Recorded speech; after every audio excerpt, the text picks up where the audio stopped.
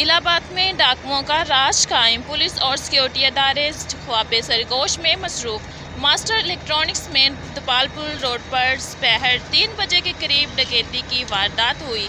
तफसीलात के मुताबिक 4 मोटरसाइकिल सवार असरे की जोर पर 50,000 नकदी और 2 मोबाइल फ़ोन लेकर फरार हो गए। मुसल्लह अफराद ने दुकानदार, मुलाजमीन और ग्राहकों को भी ज़ोदो-कोब किया। सीसीटीवी फुटेज पीबीसी न्यूज़ ने हासिल कर ली। मज़ीद तफसीलात जानते हैं क्राइम रिपोर्टर शकील अहमद से। जी, इस टाइम हम मास्टर इलेक्ट्रॉनिक्स दीपालपुर रोड पे मौजूद हैं, जहाँ पे अभी दोपहर 3 बजे डकैती की एक वारदात हुई है, जिसमें 4 मोटरसाइकिल सवार असरा से के ज़ोर पर 50,000 नकदी, 2 मोबाइल फ़ोन लेकर फ़रार हो गए हैं। इलाहाबाद में पिछले कुछ दिनों से डकैती की काफ़ी वारदातें हुई है। एक मोटरसाइकिल गिरोह काफ़ी मुतहर्रिक है और पिछले 4 दिनों में तकरीबन 10 लाख से ज़्यादा नकदी, दर्जन भर मोबाइल फ़ोन और 20 से ज़्यादा मोटरसाइकिल लेकर फ़रार हो चुके हैं। ये जितनी भी वारदातें हैं ये दोपहर 2 बजे से शाम 8 बजे के दरमियान हो रही हैं।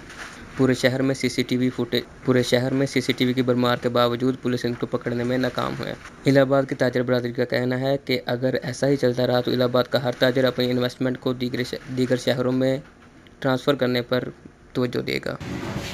अस्सलाम वालेकुम, मेरा नाम मोहम्मद अफजल है। मास्टर इलेक्ट्रॉनिक्स का ओनर है। मैं तकरीबन 3:30 बजे ਅਸੀਂ अपने बैठे रूटीन की दुकानदारी कर रहे हैं। मेरे को 3 ग्राहक बैठे सी, ਅਸੀਂ ਉਹਨਾਂ ਨੂੰ सौदा भी दिता है, ड्रिंक्स भी बुला के दिता है। अचानक ही 3 लड़के अंदर आए ने, आम सिविल कपड़े, एक ने पेंट शर्ट पाई थी, 3 लड़के शलवार कमीज से, यंग लड़के से तीनों ही सानू आके पूछन लगे कुछ चीज़ों का रेट, पक्के का रेट पूछा, एसी का रेट पूछा।